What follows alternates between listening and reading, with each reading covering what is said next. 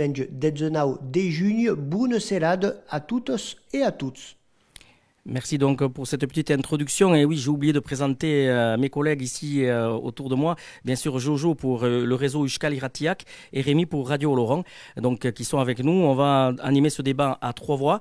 Donc comme ça, on aura un petit peu des expériences, des échanges venus d'un petit peu de partout de la circonscription. Alors avant de rentrer dans les questions de fond, on va parler de ce premier tour des élections législatives. Alors Annick Trondaï est arrivée en tête avec 26,65%. Donc pour la majorité présidentielle. Iñaki Etxaniz est arrivé second. Pour la nouvelle Union populaire écologique et sociale, c'est donc le NUPES, 24,07%. Troisième, Julien Lassalle avec 20,77% pour le mouvement résistant. La candidate du Rassemblement national était quatrième sur cette circonscription. Sylviane Lopez, 11,61% des voix. À la cinquième place, on trouvait Egoitz Urrutikoetxea du Euskal Herria Bai avec 10,03%. Ensuite, les autres candidats ne dépassaient pas les 5%. On a Margot Taillefer pour Reconquête avec 3,53%. Valérie Bouchard pour le mouvement pour les animaux 2,16%. Carlos Ribeiro pour Lutte ouvrière 1,28%. Et Paul Darnay pour le parti animaliste avec 0,40% des voix. À noter également un taux de participation de 55,05%, ce qui veut dire qu'il y a près d'un électeur sur deux qui est resté à la maison. Les votes blancs et nuls sont plutôt anecdotiques. On a 2,24% de votes blancs et 0,73% de votes nuls, c'était pour le premier tour. Alors on va vous demander un petit commentaire par rapport à ce premier tour. Voilà, vos réactions, votre réaction. Qui commence? Allez. Je veux bien commencer. D'abord, évidemment, vous remercier d'abord aussi d'avoir pu organiser ce débat en vous associant les trois radios. On a, enfin, pour ma part, et je pense que pour Iñaki et Chani, c'est sans doute pareil, beaucoup de débats. Donc, le fait d'avoir organisé tous ensemble, vraiment, on vous en remercie. Donc, ça, c'est important pour moi de le dire. Ce que je voulais dire aussi par rapport aux résultats, oui, remercier tous les électeurs qui nous ont fait confiance en me mettant en première place, mais aussi réfléchir au fait que, effectivement, un électeur sur deux ne se déplace pas. Peut-être il y a plus de pédagogie à faire pour pouvoir inciter les gens à cette citoyenneté que représente pour moi le vote. Et voilà, je pense qu'il y a une répartition qui est intéressante. Il y a un vote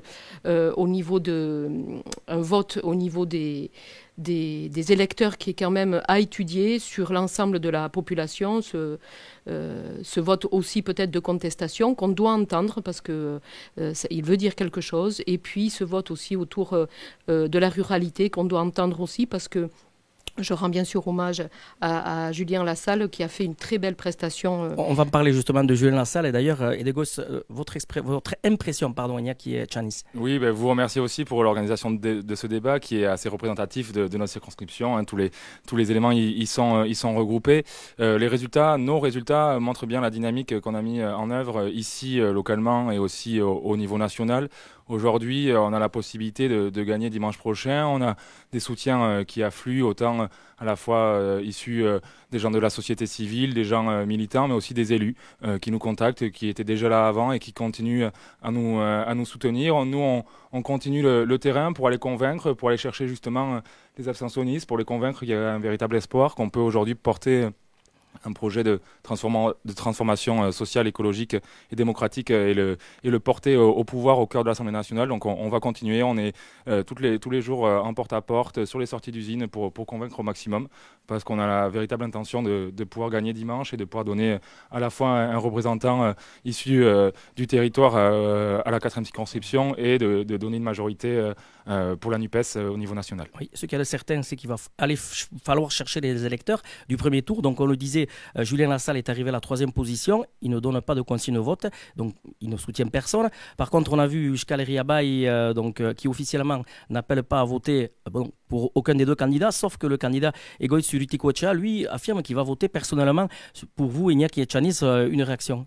Oui, ça montre bien les convergences qu'il y a entre Yachebay et notre candidature. On a porté avant ce premier tour des combats communs, la question de la langue, la question du processus de paix, sur lequel Mme Trundaï ne s'est jamais engagée, la question du logement, du foncier. Donc nos combats sont communs. Aujourd'hui, voilà, il y a la perspective de pouvoir continuer à travailler ensemble. Il y a aussi le programme social, où voilà, il y a notre priorité, c'est de redonner de la dignité aux gens et de remettre de la justice sociale. Donc sur plein de points, on se rencontre. Je suis très, très heureux de ce soutien. Et puis on discute aussi avec l'ensemble des autres candidats. Julien Lassalle portait des convictions très fortes aussi en termes de justice sociale.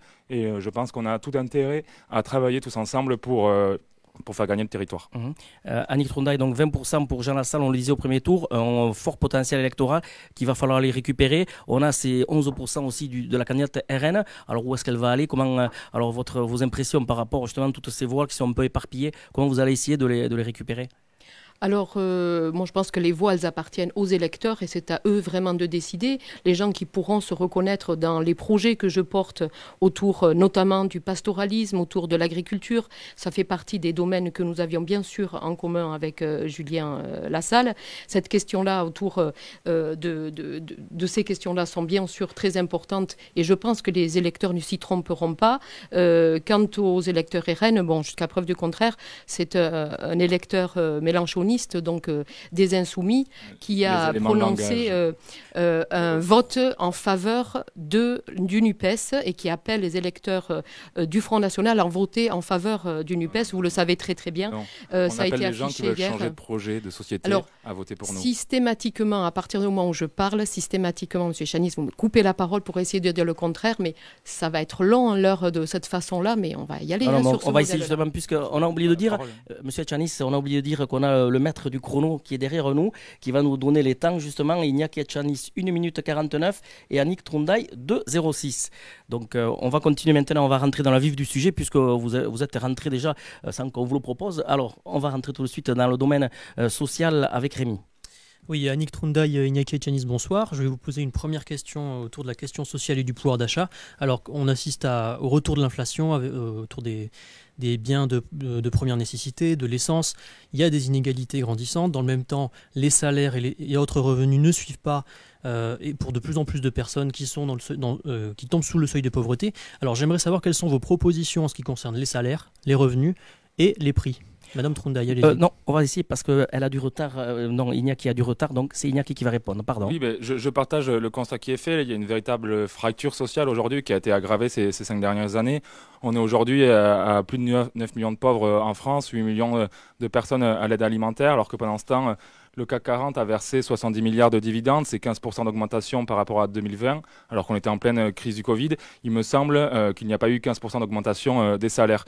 Les 500 plus grandes fortunes françaises ont augmenté leur richesse ces 10 dernières années en passant de 200 à 1000 milliards. Donc en effet, il y a de l'argent, il y a aussi cette fracture-là. Donc nous, on veut des mesures fortes. On veut augmenter le SMIC à 1 500 €. On veut rehausser tous les salaires, augmenter les retraites et le minimum vieillesse. On veut créer un revenu d'autonomie pour les jeunes pour qu'ils puissent étudier et entrer dans la vie active de façon la plus sereine possible sans mettre un pied dans la précarité. On veut aussi dégeler le point d'indice qui a été promis mais qui n'est jamais arrivé. Déconjugaliser l'allocation adulte handicapé qui n'est pas visiblement au programme du gouvernement malgré la pression de la société civile. C'est tout un tas de mesures qui sont financées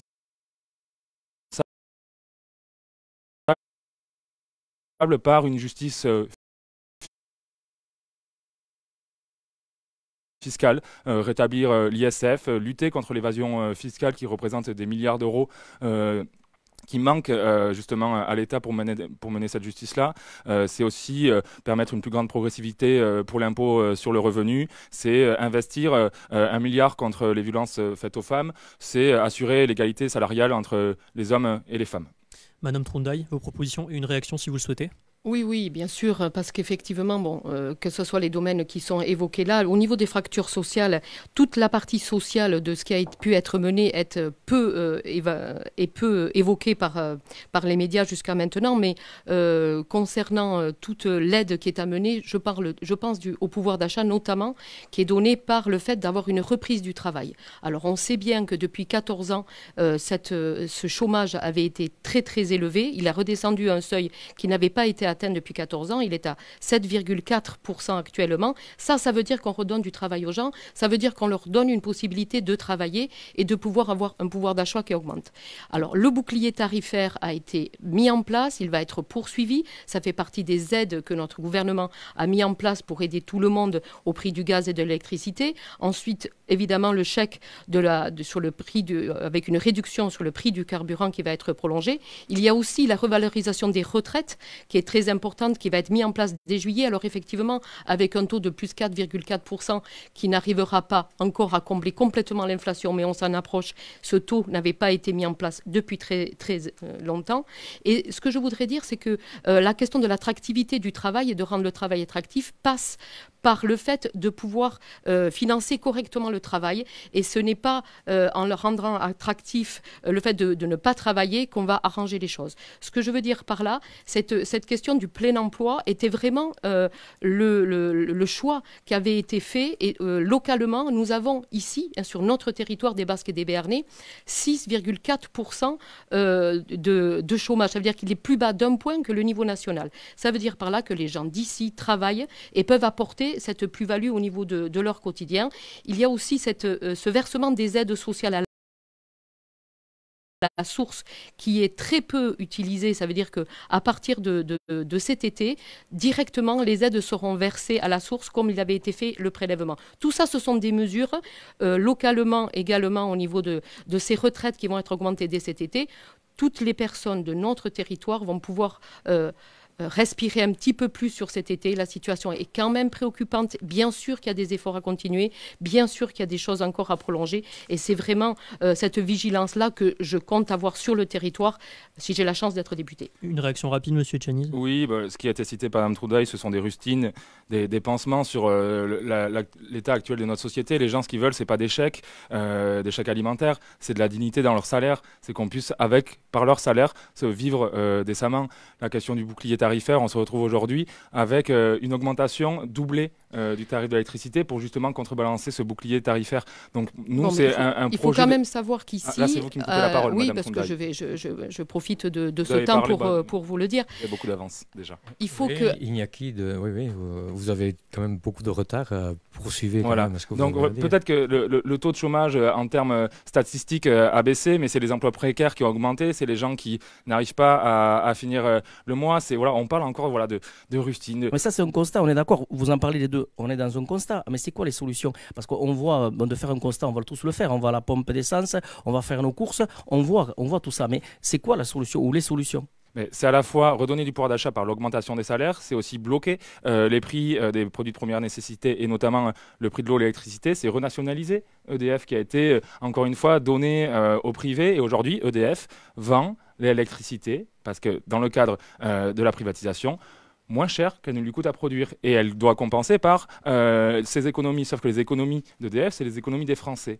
Donc nous, on est aussi pour la renationalisation d'EDF. Ça a été même évoqué par la nouvelle ministre de la Transition écologique. Donc ça montre bien que nos idées sont les bonnes et qu'aujourd'hui, il faut un changement historique, il faut un changement radical dans les politiques de l'État et dans les politiques publiques pour redonner de la dignité. Mais là, on croit, enfin moi j'entends ce que vous dites là, on revient, on ne va pas dire 1981, mais là, on parle de renationalisation, on va dans la gauche dure, entre guillemets.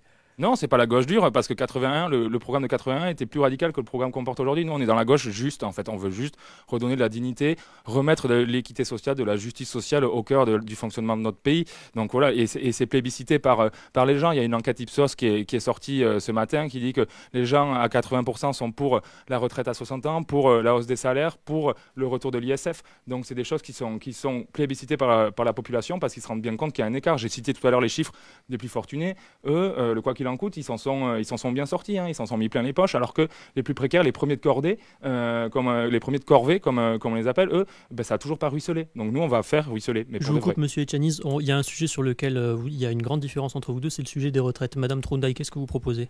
Alors, avant de parler des retraites, si je peux me permettre, je vais aussi revenir sur cette notion du SMIC à 1 500 €.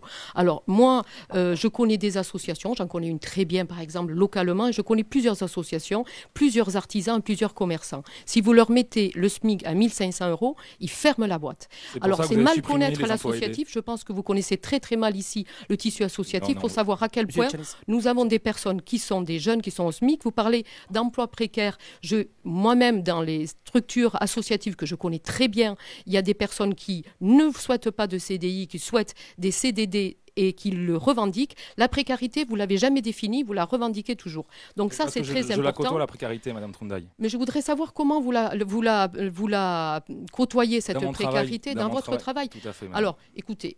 et dans mon combat quotidien depuis des années sur le territoire. Oui, alors, je vais prendre de leçons de personne sur le combat quotidien des gens précaires, parce que figurez-vous que dans le social, je n'ai sans doute de leçons à recevoir de personnes, et certainement pas de vous. C'est vous qui m'accusez de ne pas connaître. Vous parlez des violences intrafamiliales. Je suis très engagée dans ces violences intrafamiliales. Je donne des formations autour de cette question-là. On va revenir à la thématique, sinon on ne va pas avoir le temps de tout faire. Oui. Mon collègue vous parlait de la retraite, donc ce serait intéressant de connaître justement. On sait que Emmanuel Macron a parlé de la retraite à 65 ans. Le NUPES dit 60, c'est bon. Alors, voyons. Pour rebondir sur ce qu'a dit Madame Trundaï sur le SMIC à 1 500 €, il est parfaitement finançable par la péréquation, par un impôt sur le revenu, juste un impôt sur les sociétés progressif, parce qu'aujourd'hui les multinationales payent moins d'impôts que nos TPE et nos PME, et c'est surtout que c'est un peu fort de café quand on parle des associations, sachant que c'est Emmanuel Macron qui a supprimé les emplois aidés, qui permettait de remettre dans l'emploi des gens éloignés de l'emploi. Emmanuel Macron, il a mis des primes, et localement, je connais... C'est pas des primes que les gens ils veulent, c'est du salaire. Les primes Macron, c'est des prises en charge aussi au niveau des charges sociales. Excusez-nous, mais là, on a bien compris, vous n'êtes pas d'accord. On revient sur les retraites, s'il vous plaît, sinon le temps va passer très vite. Voilà. Sur les retraites, nous on est pour une retraite à 60 ans avec 40 ans d'annuité, c'est simple et c'est clair. Est-ce que vous savez combien ça va coûter une retraite à 60 ans? On va le laisser parler, chacun va s'exprimer l'un après l'autre. Monsieur Etchaniz, s'il vous plaît. Combien de milliards ça va coûter la retraite à 60 ans? Alors, Madame Trundaï, nous on parle de vie. On parle de gens qui veulent vivre, qui veulent pouvoir profiter de leur vie et pas se tuer au travail. Parce que la retraite à 65 ans, ça c'est-à-dire que les gens, à taux plein, s'ils veulent continuer, ils vont devoir aller jusqu'à 66, 67, 68 ans. Aujourd'hui, votre politique, votre réforme, elle est uniquement idéologique. Parce que la société, le corps qui s'occupe du contrôle des retraites dit qu'à l'heure actuelle, on est à l'équilibre et qu'on sera même bénéficiaire. Donc la réforme des retraites que vous portez, c'est uniquement pour rembourser le quoi qu'il en coûte que vous avez fourni aux grandes entreprises. Donc nous, on est pour la retraite à 60 ans, on est pour 40 ans d'annuité, parce que les gens, on ne peut pas dire à quelqu'un qui commence à travailler à 20 ans qu'il va devoir travailler jusqu'à 65 ans. Ce n'est pas admissible. Madame Trundaï, allez-y. D'une part, pour les retraites, il est absolument illusoire de penser qu'on va pouvoir financer des retraites en s'arrêtant de travailler à 60 ans. C'est très clair. Ça va libérer des emplois et ça va créer des cotisations. Le coût de cette charge, c'est des milliards d'euros que ça coûterait. On endetterait bien plus le pays que le quoi qu'il en coûte de Emmanuel Macron. Et je voudrais dire que pour avoir été... Je vous demande de laisser parler, vous allez vous écouter et vous allez laisser parler l'un l'autre. Merci.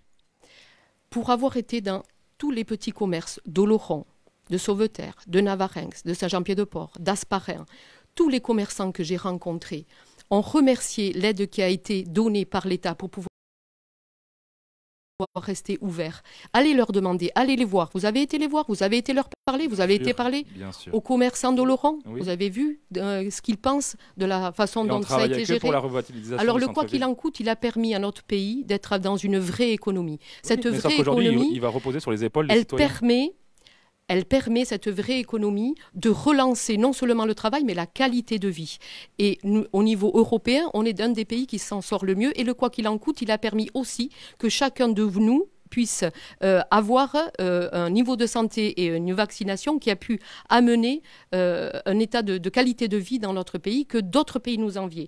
Donc moi, je suis, pour tous les gens que je rencontre au quotidien, ici, sur notre territoire, ils sont très heureux de cette démarche économique qui a été faite. Et pour le quoi qu'il en coûte, c'est très bien. Mais sauf que nous, là où on pointe du doigt, c'est qu'il va reposer aujourd'hui sur les ouvriers, sur les retraités, sur les salariés. Et la question de la retraite à 60 ans, c'est en effet, c'est 20 milliards d'euros, mais sauf qu'ils sont parfaitement finançable par une nouvelle fiscalité, 150 milliards d'euros. en mettant fin à l'exonération des cotisations patronales qui ne seront pas payées par les plus grosses entreprises. C'est aussi continuer la planification écologique pour créer des emplois, ce qui créera des cotisations. C'est prouvé par le corps que la retraite à 60 ans est possible, Madame Trondheim. C'est pas prouvé par le corps, c'est un avis du corps. Je vais prendre la suite parce qu'il faut qu'on aborde d'autres sujets. Le logement. Le logement a pris une part de plus en plus importante dans le budget des ménages et dans la diminution de ce pouvoir d'achat.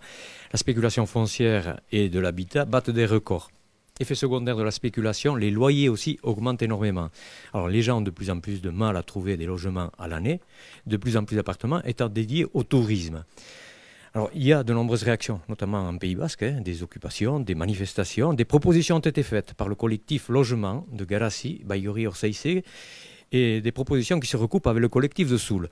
Augmenter les taxes sur la plus-value de la vente des logements, statut de résident, qu'est-ce que vous en pensez? On commence par vous, Annick. Surtout que dans les temps, vous êtes à peu près équivalent à 15 secondes près. Alors effectivement, je crois qu'en tant que législateur, j'aurais à mener cette campagne de créer un outil suffisamment efficace pour pouvoir encadrer les loyers au niveau de tous les logements, dont les logements sociaux localement. Mais surtout, ce qui nous manque, c'est un élément législatif sur l'encadrement autour du foncier, de la spéculation foncière qu'il y a sur nos territoires. Et vous savez bien que sur mon territoire, il y a eu par exemple Ascarat, sur lequel la municipalité a voulu s'inscrire, mais avec le système de la vente aux enchères, risque d'être complètement dépassé par les tarifs qui vont être mis et de créer en plus un précédent. Donc il manque un outil pour pouvoir légiférer et pouvoir bloquer cette spéculation-là. Quel outil? Un outil qui est à créer législatif pour pouvoir arrêter cette spéculation, l'encadrer au niveau du tarif et pour pouvoir dire que ce n'est pas possible de monter les prix jusqu'à un certain niveau. Et je pense que c'est cet encadrement-là qu'on doit porter autour des élus qui ont cette volonté mais qui pour le moment ne peuvent pas s'inscrire aux enchères. Il faut bloquer, il faut le verrouiller. Alors il y a toute une discussion à avoir en amont évidemment parce que les personnes qui vendent sont aussi des agriculteurs locaux et c'est avec eux, enfin des personnes locales. Il y a aussi l'outil du PLU qui fait travailler encore plus et l'outil du bail réel solidaire sont des outils qui existent et qui ne sont pas suffisamment utilisés à mon sens et qu'il faudrait pouvoir développer suffisamment. Qu'est-ce que vous pensez du statut de résident? Le statut de résident, je n'y suis pas favorable dans le sens où nous sommes une terre d'accueil au Pays Basque et que je suis très dubitative sur cette question parce que je me dis quels seraient les critères. Alors, les critères, ils seraient quoi? Sur une durée de présence de personnes sur nos territoires, sur une durée ça veut dire que par exemple des saisonniers qui viennent travailler chez nos hôteliers, chez nos restaurateurs, à Garassi, je connais un restaurant qui ne peut pas ouvrir un jour de plus parce qu'il manque de personnel, parce qu'effectivement les personnes n'arrivent pas à se loger localement, donc on a un vrai travail à mener autour du logement des saisonniers. Ça aussi, ça fait partie des choses autour de la table sur lesquelles on doit travailler pour ça, mais voilà, ça fait partie des réponses qui sont à apporter. Le statut du résident concerne justement l'achat et pas la location.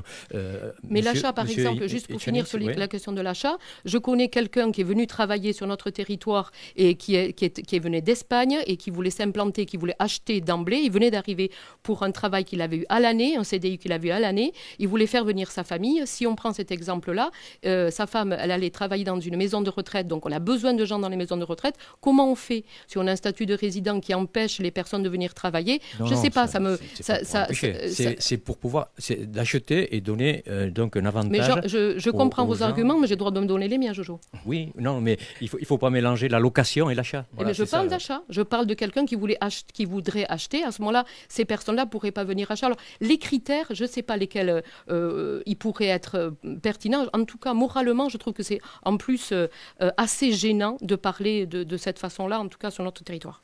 Iñaki Tchenes. Bon, je vais pouvoir m'exprimer, j'espère, aussi longtemps que Madame Trondheim. Tout à fait.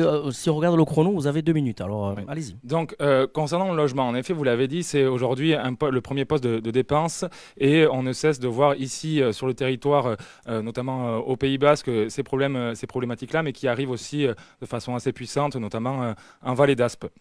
Et l'implication du gouvernement, il suffit de regarder, il n'y a pas de ministère du logement et j'invite les auditeurs à aller écouter la réaction du président de la Fondation Abbé Pierre, qui est une association, encore une fois, qui se bat contre le mal logement et pour donner un logement à tous. Et un deuxième point sur l'action du gouvernement en termes de logement, je tiens quand même à rappeler la baisse des APL tout au cours du mandat, c'est 10 milliards d'économisés sur les foyers les plus précaires. Notre position, nous, sur le logement, on a construit notre programme en s'appuyant sur les acteurs locaux, avec les associatifs, justement, avec les représentants syndicaux. On s'est notamment appuyé sur le travail d'ALDA. Donc, en effet, on est pour construire des logements sociaux et faire appliquer la loi SRU qui n'est toujours pas appliquée.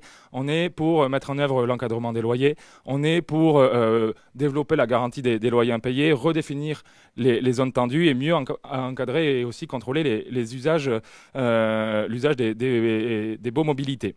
La question du foncier, qui est très importante, qui a été soulignée par Madame Trundaï. On se retrouve aujourd'hui avec quelqu'un qui promet de faire changer la loi foncière, alors que cette loi foncière a été modifiée, a été portée par un député de La République En Marche lui-même, qui a apporté cet outil, justement, qui permettait de lutter contre la spéculation. Monsieur Saint-Pastous, qui est député de La République En Marche des Hautes-Pyrénées. Donc il y a eu un vrai travail transpartisan qui a été mené. La loi a été amenée au vote, et c'est à ce moment-là que les députés de sa majorité, de La République En Marche, ont vidé le texte parce qu'ils considéraient que cette loi allait contre la loi des marchés. Et encore une fois, on se retrouve avec une vision gouvernementale et parlementaire de La République En Marche qui favorise la loi des marchés et qui favorise la spéculation. Nous, on agira concrètement, on rebâtira avec l'ensemble des volontés positives pour refaire cette loi foncière, pour mettre fin à la spéculation et donner à l'EPFL, à la SAFER, à l'Urtsandia, la possibilité, aux côtés des collectivités locales, de lutter contre cette spéculation. On n'a pas parlé budget, mais tout à l'heure, vous parliez d'augmentation du SMIC à 1 500 €. Là, vous parlez d'augmenter les aides. Alors, mais comment on paye la question Mais je vous l'ai dit, il y a des milliards qui sont de bénéfices qui sont faits par les grandes entreprises. Il y a des milliards. Donc on instaure un nouvel impôt. On instaure un nouvel impôt. Non, on va chercher, on va lutter contre la fraude fiscale et on va lutter contre les disproportions qu'il y a dans l'économie. On se retrouve aujourd'hui, je pense que sur l'impôt, du moment que l'impôt est juste et permet aux gens de pouvoir vivre dignement dans leur société, l'impôt est justifié. Mais ce n'est pas taper sur ceux qui gagnent 1 000, 2 000, 10 000 €. C'est sur ceux qui gagnent des millions d'euros par an, par mois. Donc pas d'augmentation d'impôt. Pas d'augmentation d'impôt. Un impôt progressif, tout simplement. D'accord. Justement, on a parlé d'économie, on est rentré en plein dedans. Alors la bonne nouvelle, tout à l'heure on l'entendait, c'est un taux de chômage très bas. Alors en France, j'entendais parler de 7 et quelques. Ici, dans notre petite région, il est de moins de 6%, donc c'est le plein emploi. Alors du coup, les entreprises manquent de bras.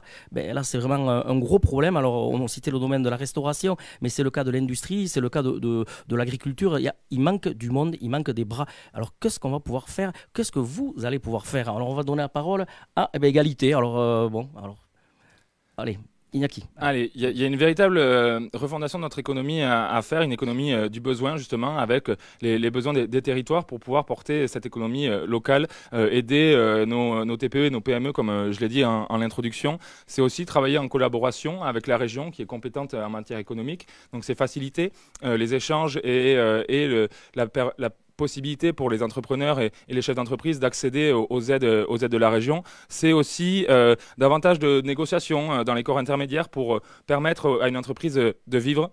C'est aussi accompagner les petites actions du quotidien et former les gens, c'est investir dans les lycées professionnels pour justement former nos jeunes à ces métiers qui sont porteurs, qui ont besoin de bras, et revaloriser aussi le salaire, parce que si la restauration ne trouve pas de gens, c'est qu'aujourd'hui il y a beaucoup de postes qui sont à 1200, 1300, 1400 € pour 45 heures, pas de jour de congé. Donc il faut repenser aussi cette fonction d'emploi et de rémunération, parce qu'en effet les gens veulent pas on ne peut pas dire à des gens de se tuer à la tâche pour qu'à la fin du mois ils ne puissent pas vivre décemment. Donc c'est toute une question économique, salariale qui a repensé, et c'est accompagner les forces du territoire. C'est aussi permettre par la formation, et ça c'est quelque chose qu'on a appris assez récemment, c'est permettre à notre territoire de fournir aux emplois locaux, aux entreprises locales de la main d'œuvre. Sauf qu'aujourd'hui on a appris la fermeture de la filière bois du lycée de Navarre, et ça c'est la responsabilité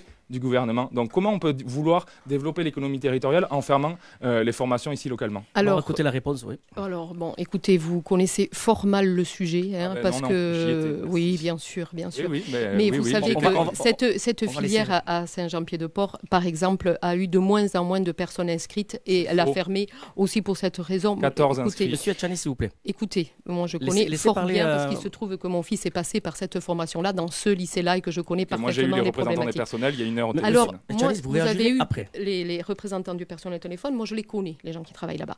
Bon, ça c'est pour clôturer cette... Clairement, ils Alors, ne vont pas après, appeler. les Après, monsieur restaurateurs qui vous écoutent aujourd'hui seront ravis d'entendre votre discours qui est complètement à côté de la plaque. 1 200 € pour 45 heures, se tuer au travail. Franchement, pour connaître, avoir beaucoup d'amis chez les restaurateurs, je crois qu'ils seront ravis d'entendre votre discours. Ce n'est pas le cas. Ils payent très bien et ils ont un respect profond pour les gens qui viennent travailler chez eux, que ce soit les saisonniers, que ce soit les personnes qui travaillent toute à l'année. C'est une vraie économie locale. Mais je Ce mets sont pas des dans gens qui l'accusation sont les Monsieur ouverts Etchani, s'il vous plaît. toute l'année, qui fonctionnent toute l'année avec des conditions de travail d'un grand respect. Et je voudrais vraiment accentuer cette question-là. Vous connaissez fort mal ce secteur. Je suis fils Ensuite, de commerçant, madame pour le Trondheim, cost, donc. eh bien, là, apparemment, ça ne vous donne pas toutes les informations juste là-dessus. Sur le secteur de la formation, alors il est très important à mon sens, on a privilégié pendant des années, et ça, je suis désolée, ce n'est pas les 5 dernières années, ça, ce n'est pas la faute à Macron quand même, on a privilégié pendant très longtemps,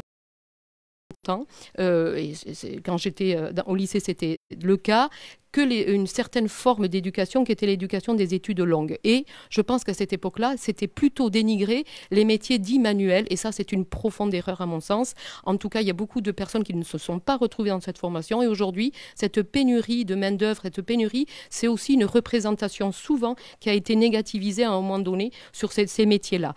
Et ça commence par un travail de réhabilitation de ces métiers qui sont des métiers artisanaux, dans mon sens, et ces métiers de l'art, où il y a le mot art dedans, c'est dans la tête des parents qu'il faut les réhabiliter, bien sûr des enseignants qui suivent ce mouvement-là, parce que ce sont des filières professionnelles sur lesquelles on doit aller vers des filières d'excellence. Et je pense que ça permettra aussi de redorer le blason de ces métiers qui sont des métiers extrêmement recherchés. Pour finir, j'ai aussi eu l'occasion de visiter ici 2 ou 3 entreprises à Montléon qui m'ont parlé de projets très intéressants où ils vont créer des formations en interne pour créer de la plus-value sur leurs jeunes qui vont former et ensuite pouvoir réembaucher. Et ça, ce sont des idées formidables locales du territoire. Là, je vous écoute. Attends, monsieur Etchani, s'il vous plaît. Je vous écoute l'un et l'autre. Donc, on parle de solutions à moyen ou long terme. Moi, je parle de solutions d'urgence. Là, actuellement, il y a beaucoup d'entreprises. À voir ici les offres d'emploi que nous avons. Il y a un manque de main-d'œuvre. Maintenant, on ne parle pas de former des gens pour le futur. Je sais bien que ça fait partie de vos fonctions, mais là, c'est dans l'urgence. Qu'est-ce qu'on fait dans l'urgence? Est-ce qu'on parle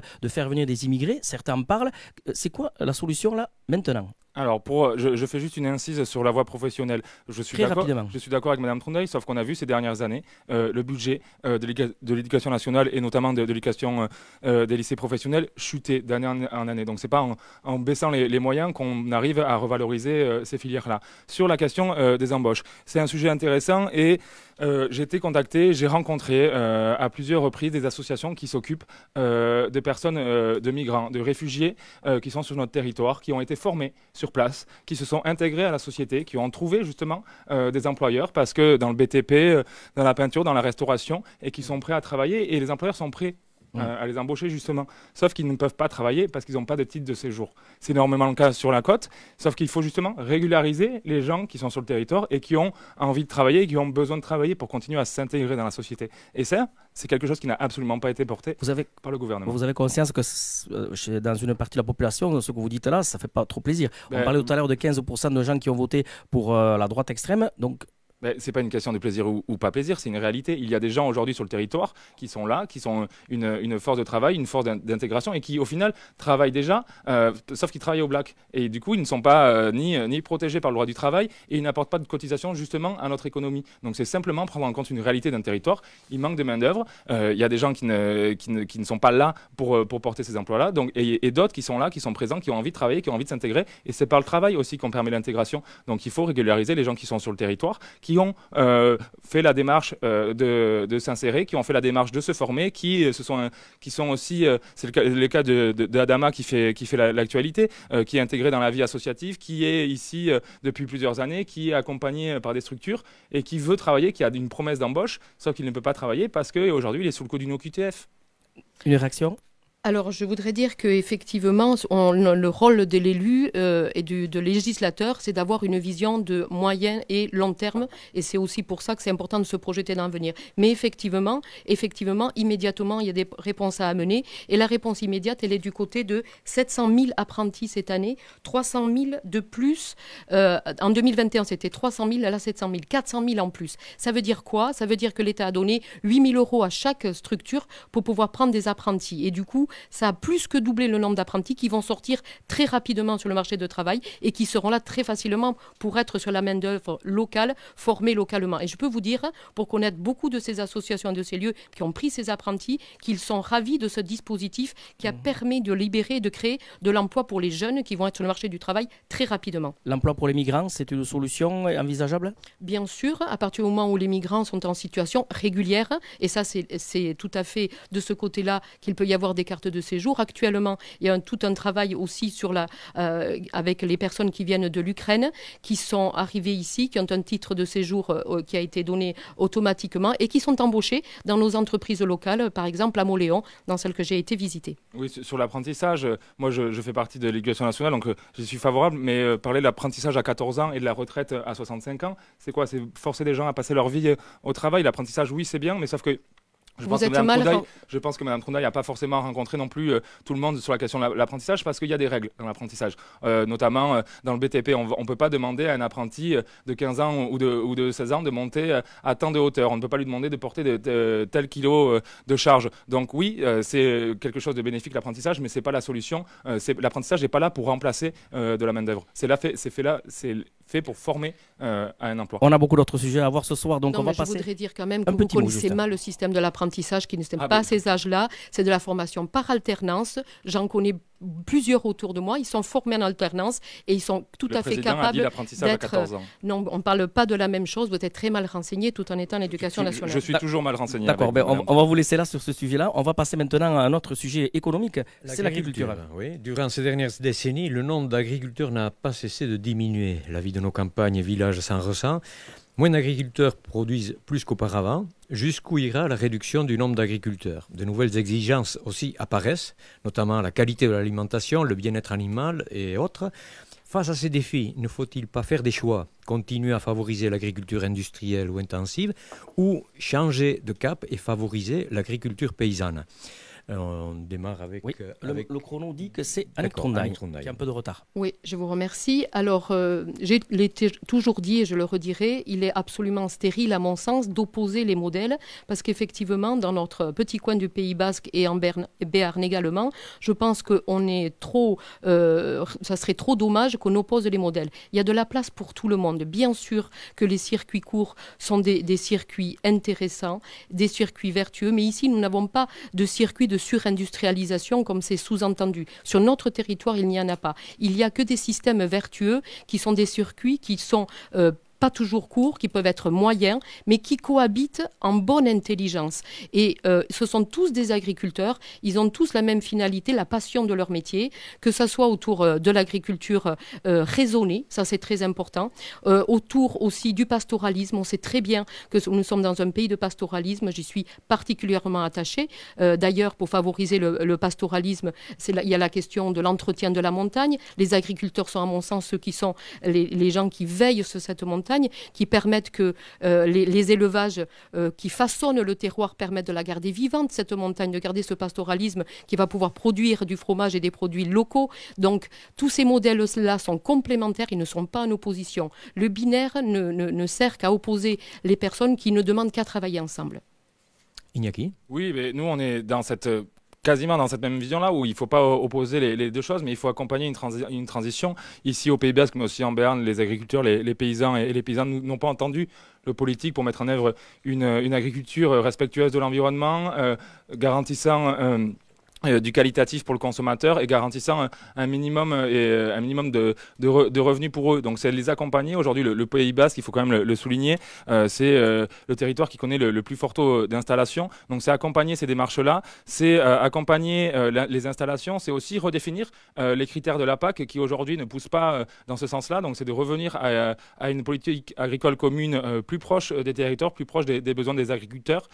C'est aussi penser les crises. On a rencontré à plusieurs reprises des paysans qui notamment sont touchés par la grippe aviaire, qui est issue de ce système agro-industriel qui casse un petit peu l'équilibre de nos territoires. Et donc c'est de leur permettre, quand ils sont touchés par ce genre de problème, d'avoir une formation, de justement pouvoir se reconvertir dans le bio, être formé à la transition biologique, être formé aussi à d'autres thématiques permettant de se diversifier dans leur emploi. Donc il y a une véritable politique d'accompagnement. Et nous, on ne veut pas faire à la place ou imposer, on veut faire avec les paysans, avec les paysannes, avec les syndicats agricoles, avec les coopératives, pour aller dans un sens de transition, accompagner, investir dans la recherche aussi, parce que c'est en investissant par la recherche qu'on pourra proposer des alternatives à nos agriculteurs. Alors, Monsieur Etchanis, vous avez parlé de la PAC. Question pour les deux. Julien Lassalle aussi a évoqué les aides de la PAC et notamment les orientations qui sont prises. Alors, est-ce qu'il ne vaut mieux pas orienter ces aides de la PAC aux exploitants et aux paysans et aux emplois et non pas au nombre d'hectares et à la quantité de production? C'est un peu la question qui était posée et mise sur la table par Julien Lassalle. Eh bien, elle est tout à fait juste et moi j'y souscris à 100% parce qu'aujourd'hui on pousse les agriculteurs à toujours s'endetter plus, à avoir toujours un plus gros terrain, à avoir toujours plus d'hectares, un plus gros tracteur et qu'ils se retrouvent dans un goulot d'étranglement. Donc il faut remettre un petit peu d'équilibre et c'est ce qui est appelé aussi par ces petits agriculteurs qui voient bien. Il y a eu un reportage de Cache Investigation la semaine dernière où voilà, les abus de la PAC sont bien montrés. Donc il faut juste remettre un petit peu d'humanité et de raison dans ce système-là. Et donc, je rejoins à 100% Julien Lassalle. Annick Tournaille. Cette question de la dégressivité des aides à l'hectare qui est proposée par le discours de Mélenchon, que vous préconisez, vous, monsieur l'insoumis en titre localement, en tout cas, elle prend des menaces, elle apporte quand même des menaces sur les exploitations locales. Alors, effectivement, il y a une proposition, sans parler de Mélenchon, oui, mais moi, je exprimée par Julien Lassalle aussi. Oui. Éléments de langage. Mais ce sont les éléments de langage de Mélenchon d'abord. Ne vous en déplaise, Jojo. C'est comme ça. Alors, effectivement, pour le moment, en tout cas, ce n'est pas réalisable en l'état au Pays Basque, même s'il faut réfléchir à des dispositifs sans doute différents, ça se réfléchit. Il faudra le travailler autour de cette PAC, parce qu'il y a encore des marges d'amélioration à faire. Mais pour le moment, je pense que si vous avez des agriculteurs autour de vous, parlez-leur de modifier. Je parle des agriculteurs d'ici, je ne parle pas des agriculteurs d'ailleurs, des Basques et des Béarnais de notre 4e circonscription. C'est toujours à eux que je reviendrai parce que mon souci à moi, il est toujours local. Il est toujours d'être vigilante à ce que ça peut amener localement. Et c'est dans ce sens-là qu'il faut faire attention à ce qu'on dit. Yaka, Faucon, c'est très facile à dire, mais les propositions concrètes pour les agriculteurs, les travailler avec eux, voir comment on peut faire évoluer les choses, oui. Et d'ailleurs, dans l'entretien que j'ai eu très récemment avec Julien Lassalle, je lui ai dit que si j'ai la chance d'être député, j'aimerais beaucoup pouvoir le mettre autour de la table pour travailler avec lui sur les évolutions nécessaires de cette PAC, les améliorations qu'on pourrait y amener. Parce qu'il y a des choses à améliorer, c'est certain, et des personnes d'expérience comme lui, évidemment, seront précieux autour de la réflexion autour de la table. Donc de l'agriculture, on va glisser vers l'écologie, ça semble naturel. Rémi ? Oui, alors comme vous le savez, le dérèglement climatique s'amplifie, implique des désastres écologiques, catastrophes naturelles, sécheresse et canicules. Le manque d'eau nous touche déjà. On assiste également à la 6e extinction de masse avec une disparition 1000 fois plus rapide des espèces par rapport à la normale. Alors une question à tous les deux. Comment l'adaptation au dérèglement climatique va impacter la vie des gens? Qu'est-ce que ça va impliquer? Est-ce qu'on continue? Et on suppose que les choses vont se régler en douceur, ou est-ce qu'on a la volonté d'aller plus vite? Alors je rappelle qu'il est recommandé de réduire les émissions de gaz à effet de serre de plus de 50% d'ici à 2030 pour respecter les accords de Paris et permettre aux gens de mieux vivre. Monsieur Etchanis.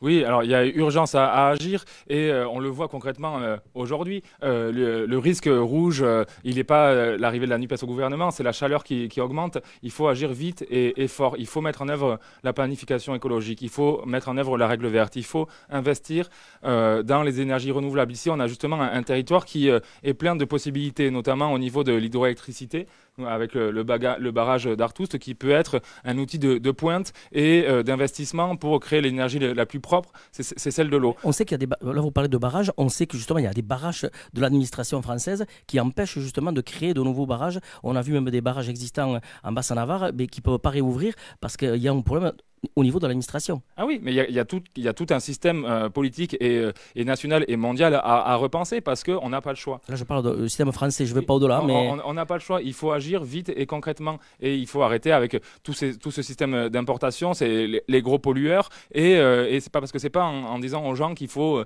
fermer le robinet en se brossant les dents qu'on va changer le monde. Il faut prendre des actes forts et immédiatement. Et je pense que je reviens quand même sur les propos de Madame Trundaille qui nous associe sans cesse à l'insoumission, à l'extrême gauche. Je l'invite à aller voir Andy Sainte-Marie, je l'invite à aller voir Jean-Marc Arance, qui sont des spécialistes de l'agriculture.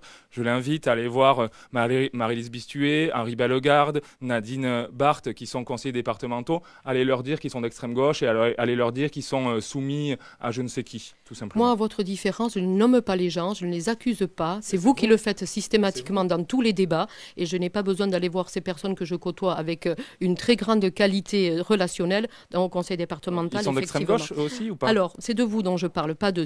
Pour le moment, le candidat sur le dérèglement climatique. Le candidat LFI, c'est vous aujourd'hui. Moi, je suis candidat de la NUPES. Oui.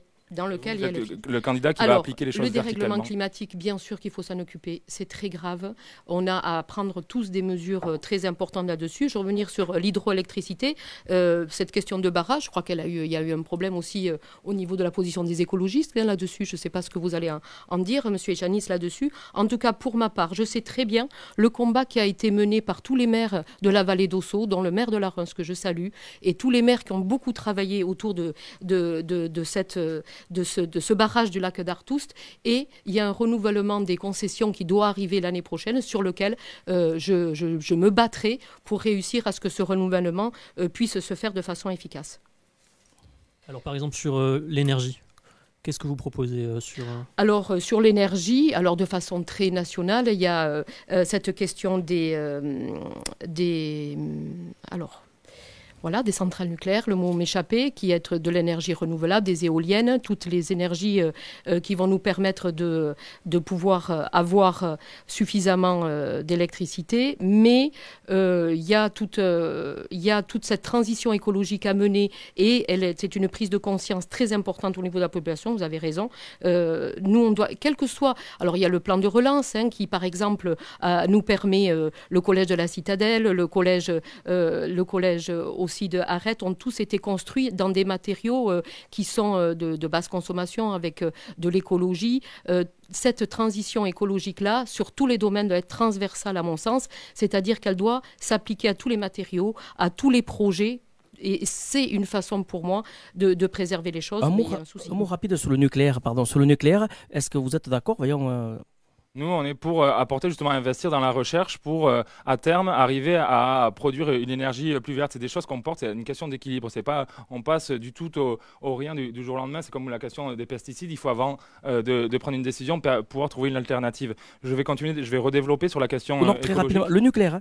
Oui, c'est ce que je viens de dire. Il faut trouver, avant de vouloir en sortir, il faut investir dans la recherche pour trouver des nouvelles énergies. On le conserve pour le moment. Et... tant il faut trouver, c'est comme pour les pesticides, il faut trouver des alternatives rapidement en investissant dans la recherche. C'est la question de l'écologie, elle est primordiale et elle doit être au cœur des politiques publiques. Ça commence par des choses très simples qui sont ici très locales, notamment concernant l'Office national des forêts, l'ONF, qui ici au niveau départemental est passé de 80 agents à 50. C'est eux qui entretiennent nos forêts, qui sont le poumon de notre territoire, qui sont le poumon de notre pays. C'est aussi mener une politique publique pour encourager les gens à avoir des pratiques ayant de plus faibles émissions en termes de carbone. C'est développer le transport ferroviaire, le transport en commun, c'est rendre gratuit aux moins de 26 ans les transports du quotidien pour leur donner cette habitude-là de se déplacer avec des moyens plus doux et plus propres. Et c'est la politique qu'on mène aussi au niveau de la municipalité à Oloron. Donc c'est un combat du quotidien et un combat local et national qui doit être mené. Je reprends là, mais on va changer de sujet, on va passer à la santé. Alors le gros sujet, c'est l'hôpital d'Oloron et l'accès aux soins, et notamment aux services d'urgence en Béarn et au Pays Basque. Alors la question ne touche pas cependant pas que l'hôpital d'Oloron, dont tout le monde a déjà entendu le constat. Une première question pour vous, Madame Trundaille. Alors, on a entendu beaucoup d'éléments de langage. Il y a des problèmes polyfactoriels, vous parlez de grandes difficultés, d'accompagnement de la santé pour tous, d'intelligence collective, d'engagement de chacun. Alors, pour que les auditrices et les auditeurs comprennent bien vos propositions, nous avons besoin d'y voir plus clair. À travers les éléments de langage, que se cache-t-il? Quel est le constat? Quels sont les facteurs qui posent problème selon vous? comment se passe concrètement, par exemple, l'intelligence collective et quels sont vos engagements auprès des électrices et des électeurs? Oui. Alors effectivement, l'hôpital public est en crise depuis très longtemps. Ce n'est pas ces 5 dernières années qu'on en arrive à une situation aussi compliquée que celle qui existe aujourd'hui. Pour avoir été pendant 16 ans hospitalière, il y a un système de tarification qui existe depuis plus de 20 ans, qui s'appelle la tarification à l'acte, la T2A, qui à mon sens a amené ces grandes difficultés actuelles des financements des hôpitaux. Ça c'est une chose. Là, il va y avoir, qui seront injectés dans l'hôpital public, plus de 15 milliards sur les 10 prochaines années. On devrait en avoir des bénéfices. Les millions qui ont été investis aussi dans la loi Ségur ont permis aussi de réactualiser des salaires. Ça, c'est pour le niveau national. Je vous coupe sur la tarification à l'acte. Vous êtes plutôt opposé à cette pratique. Alors, Emmanuel Macron déclarait déjà en 2018 qu'il était favorable à la suppression de cette tarification à l'acte. Ça n'a toujours pas eu lieu. Comment ça se passe?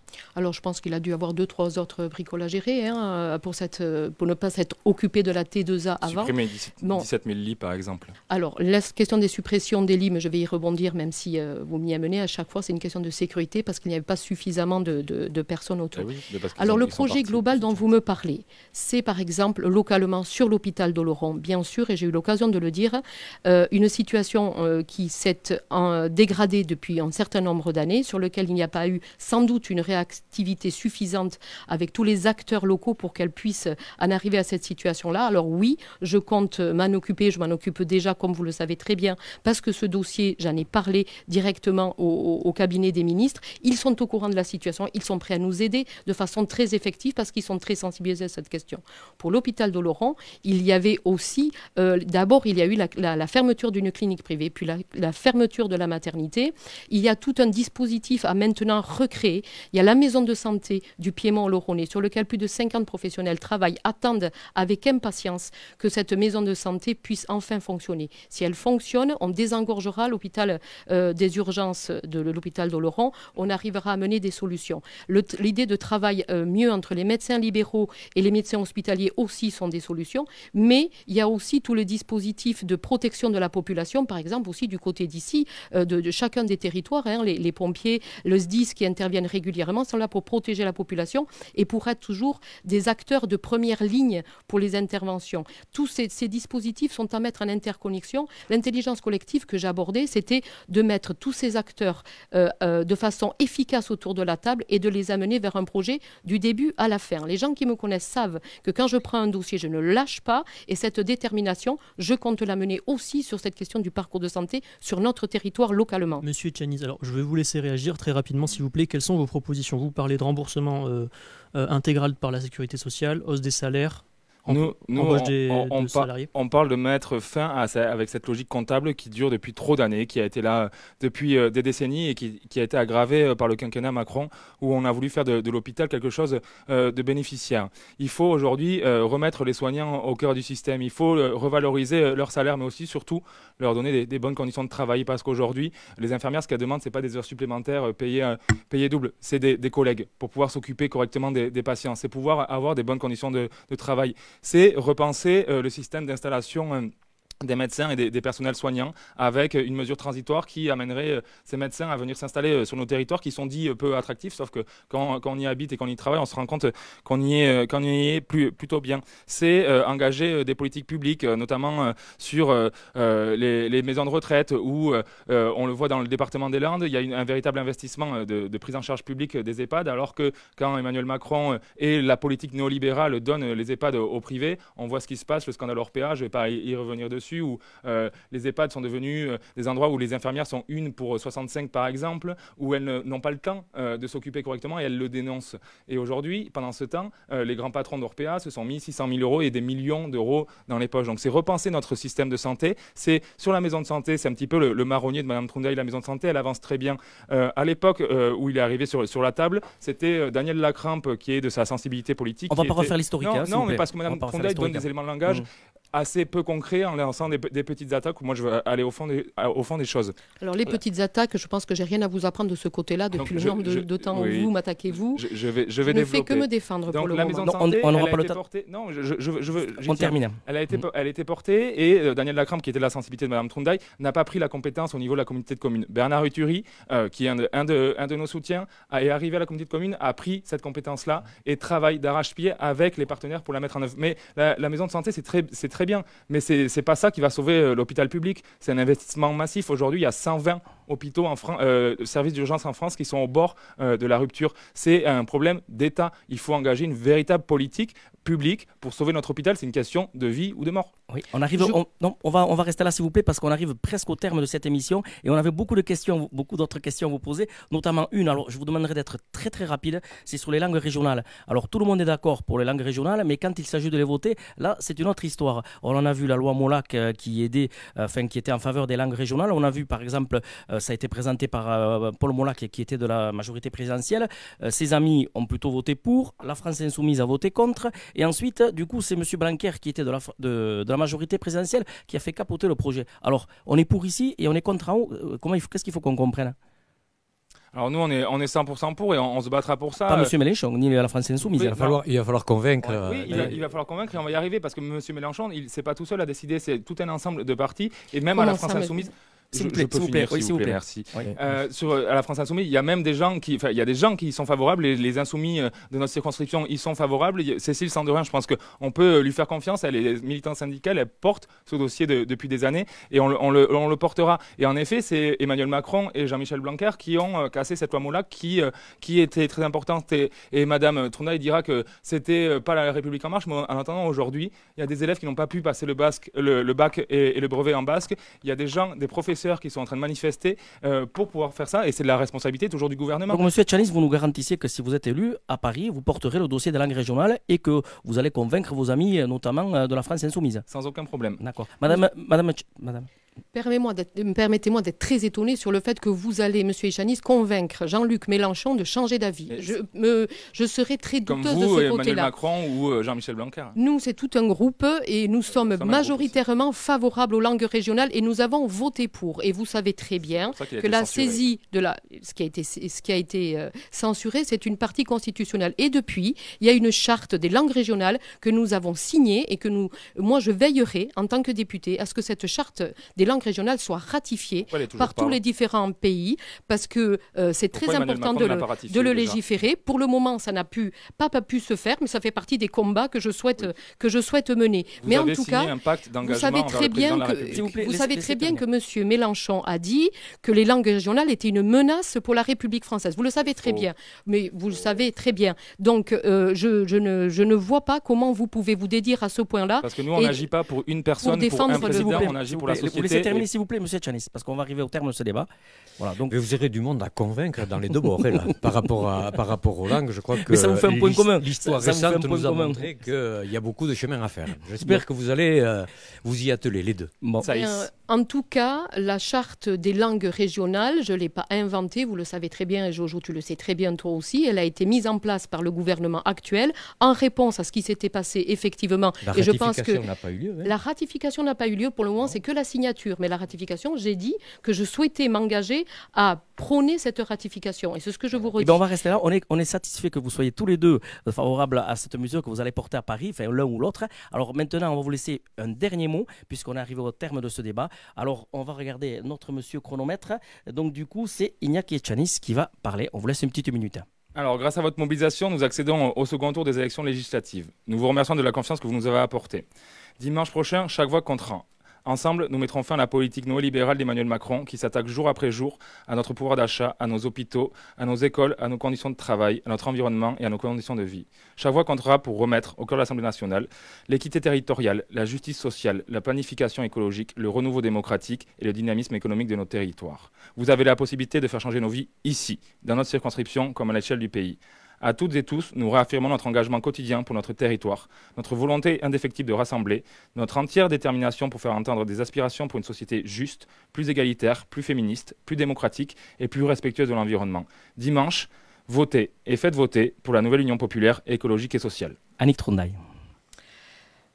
Je dirais que on a très bien vu encore aujourd'hui que vous êtes le porte-parole de la parole de Mélenchon et moi à l'inverse, je suis le porte-parole des Basques et des Béarnais et je souhaite continuer à l'être parce que je suis très attachée à ce juste équilibre avec une circonscription où il fait bon vivre, où on garde ce subtil équilibre avec une industrie locale qui est dynamique, une économie, un commerce, de l'artisanat, une agriculture raisonnée et respectée, un pastoralisme aussi qui est respecté et puis une identité régionale basque et béarnaise qui a du sens, qui a du vécu. Voilà, personne ne va venir m'apprendre la basque attitude et je la revendique avec un grand bonheur.